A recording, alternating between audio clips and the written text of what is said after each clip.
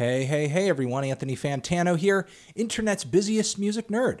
Hope you're doing well, and it is time for our weekly track roundup, where I go over new tracks that were dropped throughout the week that I felt were some good tracks, and some tracks that I thought were some not so good tracks. We have linked all of them down there in the description box for you guys, as usual. Quickly, before we get into the list of tracks, I do want to mention that I have a tour coming up. It is literally a week away. DEF CON 5, tours on the way, tours around the corner, fun speaking engagements. It's sort of a mix of funny, silliness, seriousness, TED Talk style. There's a PowerPoint. It's ridiculous. Cal Chest is there. And here are the dates. It's all West Coast. In North America, Vancouver date is sold out, so tickets for that are bye-bye.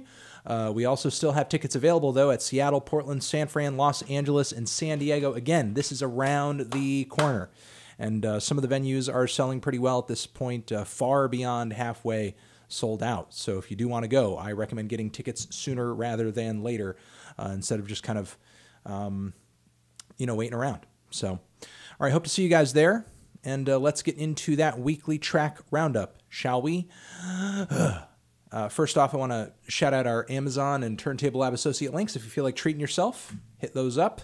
And here are the worst tracks of the week. First off, let's go with the new Taylor Swift cut, Me, featuring Brendon Urie of Panic at the Disco. Yes, I was not all that crazy about this track. I do find it to be a little refreshing, though, to see Taylor back at kind of writing a Love on the Rocks, dramatic, very sugary, poppy tune instead of giving us another helping of a edgy, angry, revenge Snake Taylor. That's probably my least favorite Taylor so far.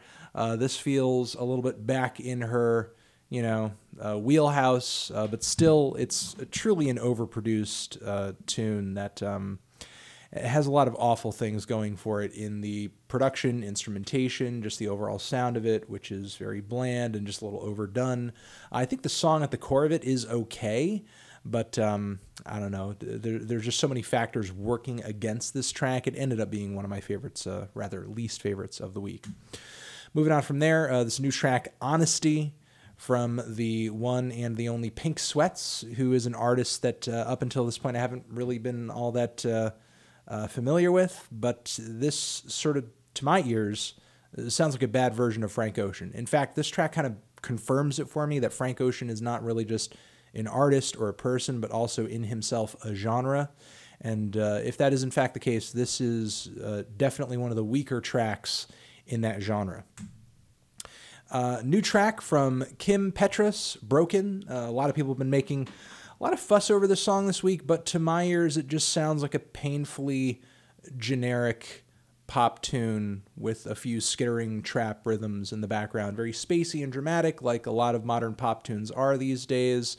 And this one, to my ears, just did not stand out in the worst possible way. Like it's painfully by the numbers, I guess, is my main complaint with it. Moving on from there, we have not really a B-side, but I think a D-side from James Blake, this new Mulholland track, which sort of sounds like the beginnings of a somewhat decent James Blake tune, but then it's chipmunked and pitched, and some weak beats are thrown in the background, and some of the piano sections are chopped up awkwardly. There's I don't know. There's not a whole lot exciting about this track. It sort of sounds like an okay James Blake ballad, but brought to a chop shop, and then it's just like pulled apart and ripped to shreds and then turned into something that's not really all that fulfilling. Moving on from there, we also have a brand new cut from Halsey, which is a cover of the Frank Ocean song Solo. Second time Frank Ocean is coming up in this video. And as if artists out there sounding like a weaker version of Frank Ocean wasn't worse enough, we actually have Halsey out here doing a really awful rendition of what's possibly my favorite Frank Ocean song, Solo. It's completely lacking in the charisma and swagger that the original cut has, and instead just, again, sounds like a really spacey, overproduced, flavorless faux dramatic pop song with very breathy, boring lead vocals thrown on top of it. And also want to give a bit of a shout out here to the new Bruce Springsteen track, which, yes, this is in my worst section of the week, his new song, Hello Sunshine, which I guess is pleasant, but it just sounds like very boring, run-of-the-mill boomer balladry without a whole lot going for it in terms of flavor, personality, excitement. It's just so utterly sleep-inducing. I really have nothing to say about it outside of that, honestly. All right, let's move on to the tracks that I thought were kind of meh, but still worth shouting out. Maybe you might like them a little bit more than me. Excuse me. First off, we have this brand new Black Keys cut, which sounds almost like if you pay specific attention to the watery, weird effects laid onto the vocals of this track, almost feels like a group trying to do a somewhat vintage but psychedelic take on the blues, not one of the band's more solid songs in their discography, but certainly better than a lot of what was on their last record. I preferred their last single from their new album quite a bit more, but I guess it's still got kind of a raw bit of a swagger to it, to the sound. It's a little lo-fi, it's a little fuzzy, it's a little trippy. Maybe the vocals are a bit bland and boring, but still not terrible by any stretch of the imagination. Still looking forward to this new Black Keys LP, certainly. Moving on from there, another track from this music project that goes by the name of Pronoun that I've been following for a little bit now. Every single song from this project.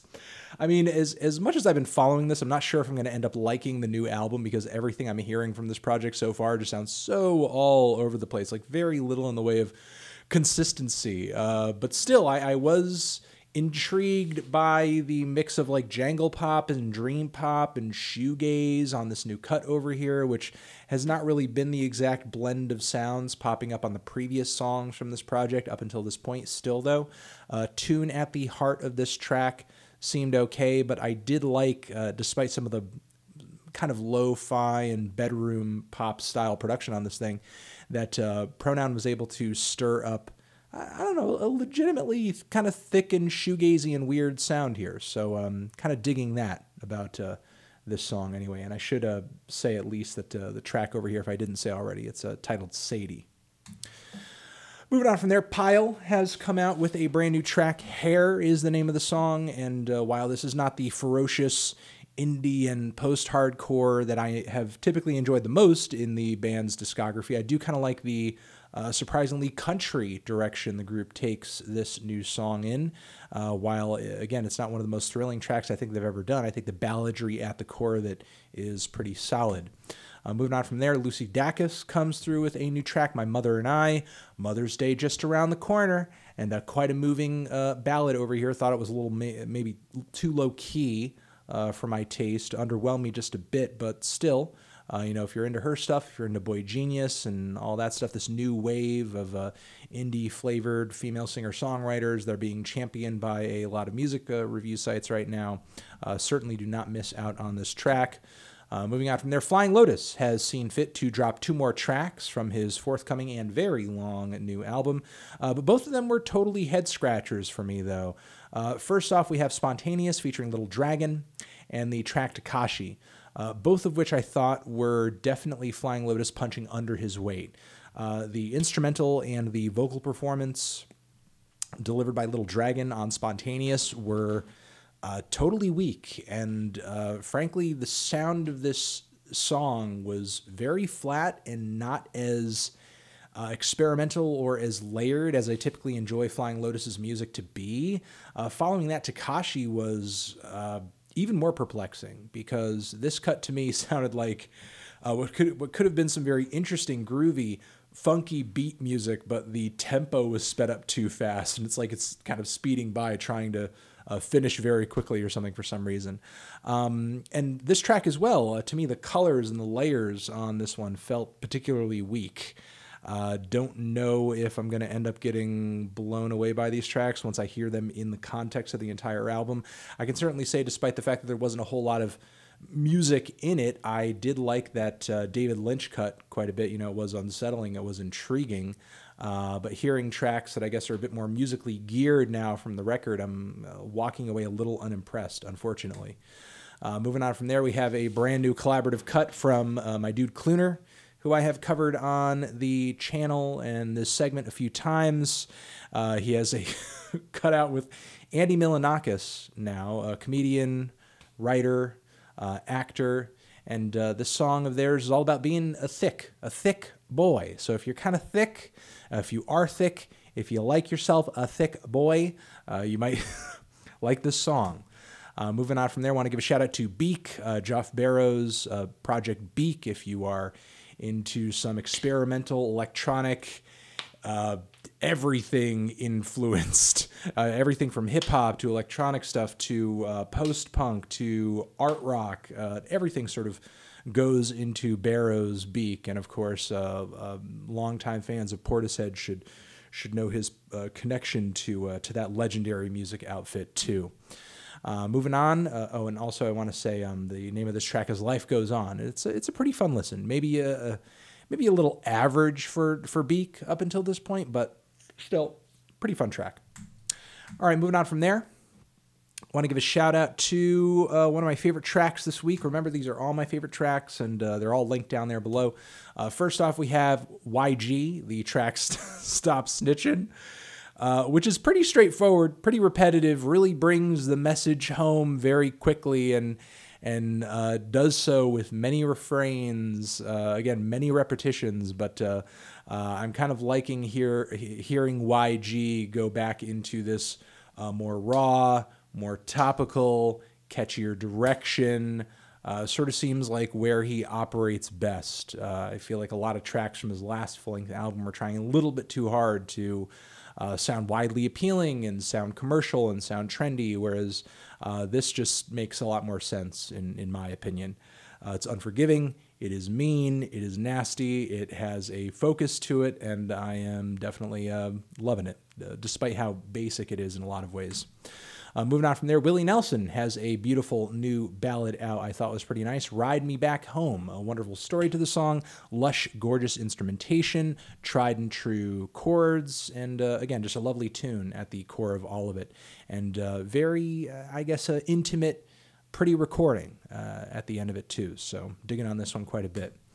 Moving on from there, Stormzy, whose last full-length album, Stormzy, UK rapper, whose last full-length album really underwhelmed me. Felt like he was trying a little bit too hard to make UK hip-hop and even to a degree grime sound more interesting to an American audience. Has come through with a straight banger on this one. Vossi Bop is the name of it. Very catchy flows, clever wordplay and lyrics, and a fantastic instrumental. It is short, it is sweet, it is to the point, it is viral, it is infectious. I'm liking it quite a bit, and a very fantastic music video attached to this one too. Moving on from there, we have a new track from 88 Rising's NIKI, sort of their little R&B star to be, who's got quite a bit of songwriting talent and vocal talent at her disposal, and she has a new cut over here titled Lowkey, which I think is very lovely, and a sweet tune at the core of this one. Love her vocals on it, digging it quite a bit. Moving on from there, we have a new track from a project by the name of Mannequin Pussy, which I don't think I've talked about up until this point. I don't know how aware of this project's music I've been up until now, but I feel like I've seen this name before because it's too ridiculous not to remember it. And Drunk 2 is the name of this track, and even though in a lot of respects it does have a very run-of-the-mill, low-key, sad, downtrodden 90s rock, indie rock kind of aesthetic to it, the vocals and the vocal performance on top of this track are actually incredible and really sell the song, really sell the heartbreak and the drama and the emotional pain of this track quite a bit. It's actually pretty fantastic. Moving on from there, we have a new track from Kirin J. Callinan as well. If I recall correctly, I was a little underwhelmed by the last track off of his new full-length album, which is coming out very soon.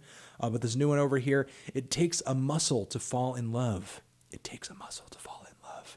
A little melodramatic and overly poetic there, Kirin, but still, I thought it was a lovely ballad with a much more toned-down delivery and kind of very pretty 80s rock, 80s pop sheen to it. That's very cute, very cute.